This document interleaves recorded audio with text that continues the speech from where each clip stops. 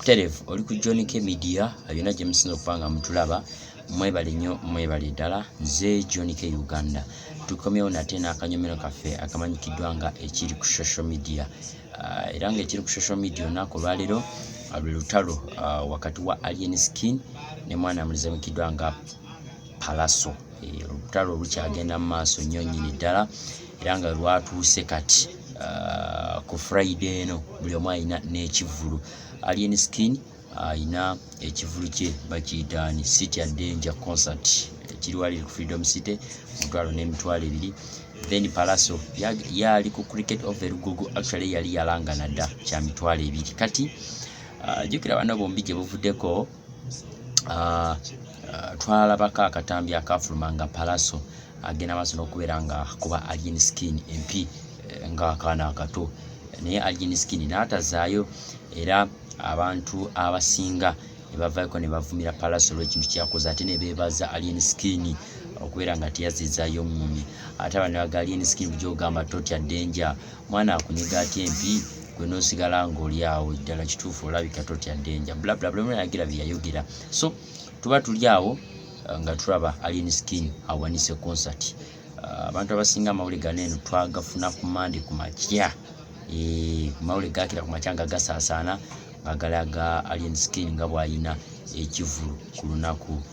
lwa Friday eno ngina ku 9 June era ku Monday olwo lwennyini n'ayita press conference n'ayongera okupanga akikakasa ekitegeeza show bagenda girangira ennaku 4 balalwa Monday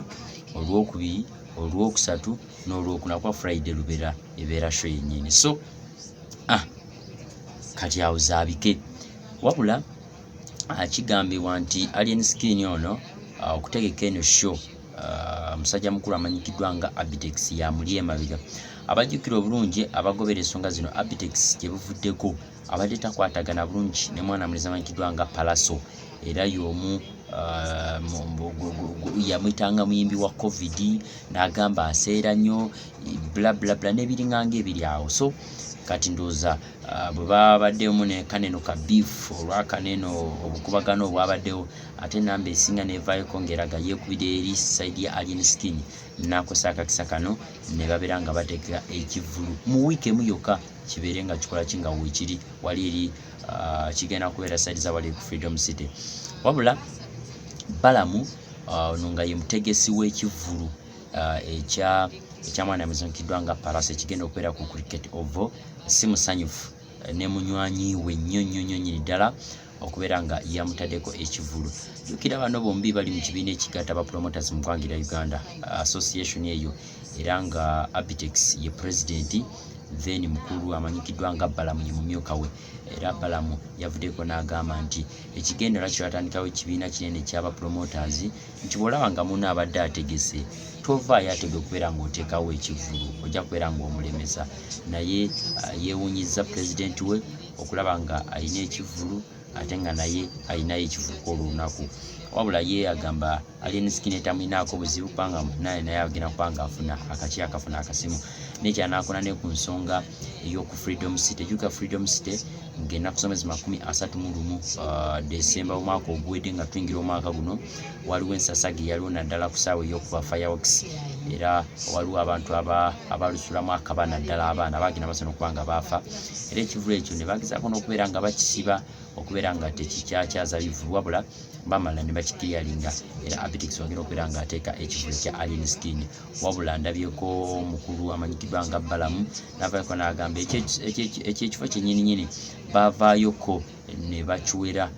baavaayoko ne babeera nga mukiraba nti si kifo kirungi nnyo olw'ensonga kyatta abantu naye olwa Abitex n'omutima gw'omubi n'obutaagaliza ate nga yeefulidde mu kiti ng'embazi ku twali twateesaako ye n'agenda maaso n'okubeera nga ategeka ekivulu era yeewunyiza pulezidenti okuba nga yakoze ekintu ekyo era n'agamba n'ogamba nti yalaba manyanga Bajjo yamugamba nti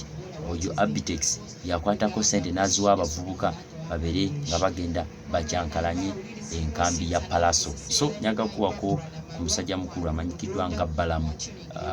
nga ye mutegesi w'ekivulu kya Palaso nga si musanyufu n'engeri musajja mukulu amanyikiddwa nga Abitex okuvaako n'amuteekako ekivulu ekigenda okubeera ku Freedom City ekya Alien Skill ekimanyikiddwa nga City Danger Concert ku Friday eno ng'ennaku z'omwezi 9 ate ejjukira ne Palace naye ayina ekivulu ekyo bakiyita La Fest kigenda kubeera ku Great Oval wali eri erugugo Balam oyo nga yekokola olwa munywanyi we Abitex olw'okumuteekako ekivulu. City Danger show nungi era mbagaliza bagikole bulungi naye tulowooza nti Alien Skin yagikoze mukulu wange president wa federation y'aba promoter Abitex yagitegese kuba yanyumirizaako nti asasude $1,350,000 agisasuda manager wa Alien Skin show bamuwadde $350,000 kategeke show so ne mugamba oba omuyimbi afunyeyo ku sente tewali mutawana kubanga Uganda nene naye kwigamba ekibi kinenyamiza ti omukulembeze w'aba promoter nze vice president we ate okusalawo n'ategeka show ate nga twagala kutereza industry tuleme kukola show nga twevuganya kubanga omu kufa ajja kufiirwa kubanga ebya Freedom City mubimanyi tebanayita na myezi 6 ng'abantu abasoba mu 10 oba 4 oba 3 bamaze okufiira wa mu Freedom City ate nga omutegesi Abitex naye takutayiga aganye yetata waffe mu ndongwe naye aganye okukula ye nga ogambe tatya Danger naye tatya losi so nze tumusabire agende alumbe losi ze so niwe wabategese show nyingi ekibi kyakyo nti tetuzimba industry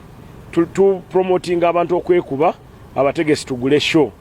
bitwabikolange emabegeri ngogamba Chameleon genda onkubireko Bobi Wine genda Bebe Kulu jango onfukamize ka Bobi Wine nga Bebe Kulu ajana afukamya ka Bobi Wine nga Bebe Kulu avaina agamba akasajja nkafukamiza